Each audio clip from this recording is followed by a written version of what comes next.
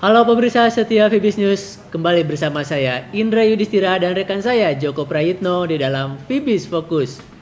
Dan untuk kali ini kita akan membahas bagaimana perkembangan yang telah terjadi di Siprus yang pada awalnya akan menerapkan pajak terhadap deposan yang ada di negara tersebut. Mari kita mulai dengan sedikit kilas baik bahwa pada minggu lalu, yaitu pada tanggal 16 Maret, para Menteri Keuangan di Uni Eropa sepakat untuk dalam tanda kutip memaksa para nasabah perbankan di Siprus untuk menanggung biaya bailout.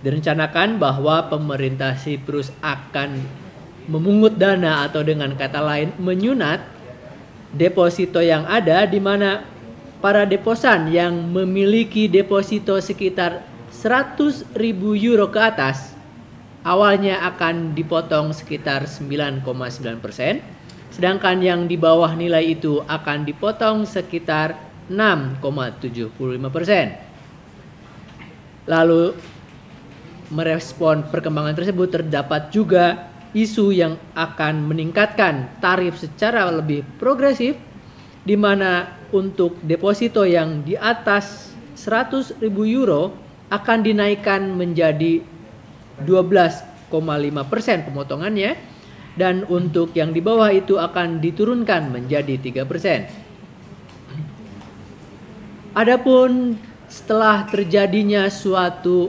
pengumuman ataupun adanya rencana tersebut, secara umum terjadi suatu respon negatif di pasar, di mana adanya rencana tersebut secara umum memberikan suatu presiden yang negatif ataupun kurang menggembirakan, di mana pasar sejauh ini masih dalam upaya untuk pulih dari krisis keuangan yang telah terjadi pada ekonomi global sejak tahun 2007 lalu. Dari pasar forex maupun pasar saham terjadi suatu respon yang cukup jelas terjadi, dan pada kedua pasar tersebut terjadi suatu pola gap down pada awal minggu ini. Adapun pada instrumen safe haven seperti bond futures dan emas spot terjadi suatu pola kenaikan gap up pada awal perdagangan minggu ini. Yang cukup menarik adalah respon dari Rusia. Hal ini terjadi karena negara tersebut, baik perusahaan maupun secara individual, memiliki simpanan ataupun deposito yang jumlahnya cukup besar, sekitar, dan menurut hasil yang dilansir dari Moody's, sekitar 31 miliar dolar Amerika Serikat, baik perusahaan maupun individu di Rusia di Siprus telah menyimpan dana. Dan dengan adanya ataupun seandainya terjadi suatu penerapan pajak, maka akan kehilangan sekitar 3 miliar dolar Amerika Serikat. Hal ini cukup kontradiktif karena pada tahun 2011 lalu pemerintah Rusia telah memberikan pinjaman terhadap Siprus sekitar 2, miliar euro. Sehingga seperti air susu dibalas air tuba, pinjaman yang diberikan tersebut ternyata direspon dengan adanya rencana untuk memotong dana para deposan Rusia di Siprus. Namun untung saja hal itu tidak terjadi, yang pada hari ini Parlemen Siprus telah sepakat untuk menolak penerapan rencana itu. Dan hal ini dilaporkan ataupun penolakan Parlemen Siprus terhadap rencana ini disambut dengan cukup gembira oleh masyarakat negara tersebut. Pada chart berikut dapat kita lihat bahwa ketika isu ini mulai mencuat, terjadi suatu respon negatif yang cukup signifikan terpantau di pasar forex. Pada instrumen ataupun pada chart EuroX ataupun indeks euro, dapat kita lihat pada gambar yang diberi lingkaran garis merah terjadi suatu gap down yang sangat tajam. Jadi pada penutupan minggu lalu dan dibandingkan dengan pembukaan perdagangan minggu ini terjadi suatu penurunan yang sangat tajam ketika isu ini mulai bergulir. Sebaliknya, pada indeks dolar Amerika Serikat terjadi suatu pola gap up di mana sentimen justru positif terhadap dolar AS dengan mencuatnya isu ini. Adapun secara chart dapat kita lihat pada hari ini setelah terjadi suatu keputusan penolakan terhadap rencana tersebut, pasar merespon dengan suatu tindakan ataupun pergerakan yang stabil di pasar. Adapun pada pasar saham yang kita lihat saham Amerika Serikat, pada tanda yang diberi lingkaran merah terjadi suatu pola gap down, gap down pada Dow Jones, pada Nasdaq maupun pada S&P 500.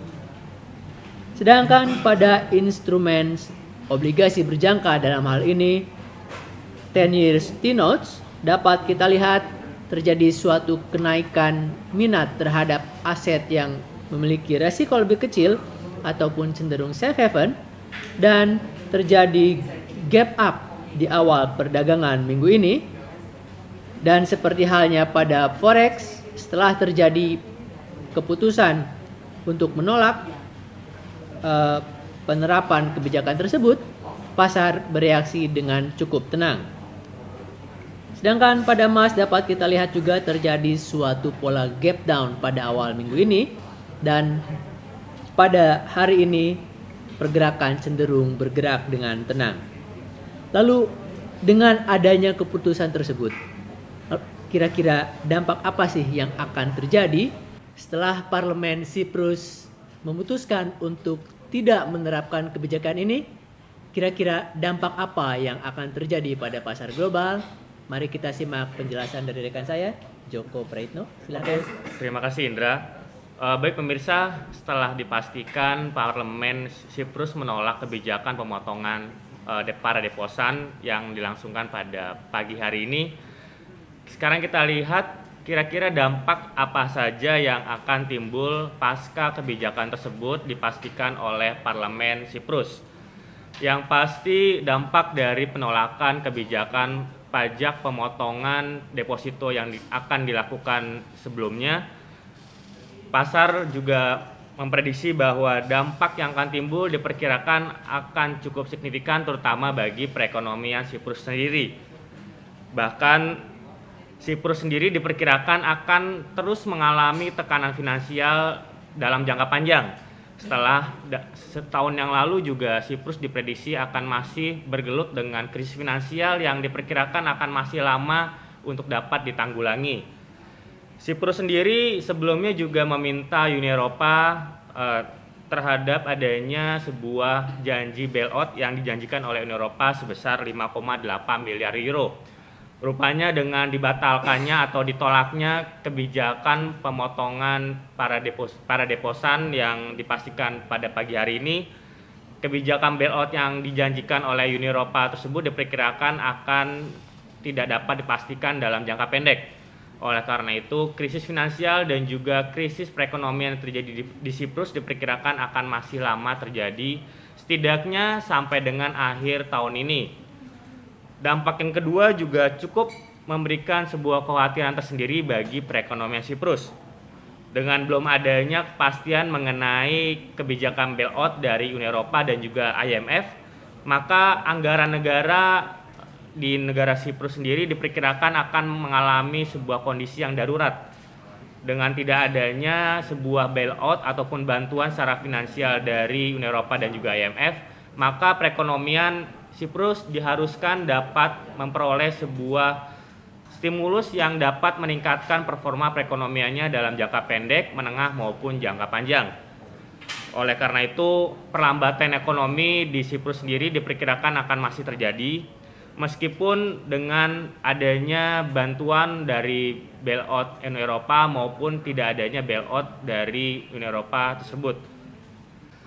Sedangkan dampak ataupun yang diperkirakan akan muncul dalam beberapa waktu ke depan akan muncul pada sektor perbankan Siprus sendiri, di mana investor cukup khawatir bahwa sektor perbankan di Siprus akan cukup tidak mengalami ataupun memperoleh sebuah sentimen yang negatif bagi pasar global.